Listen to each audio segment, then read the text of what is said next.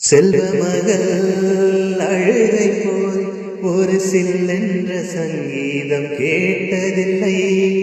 பொன்மகளின் புன்னகை போல் யுகப்பூக்களுக்கு புன்னகைக்க தெரியவில்லை.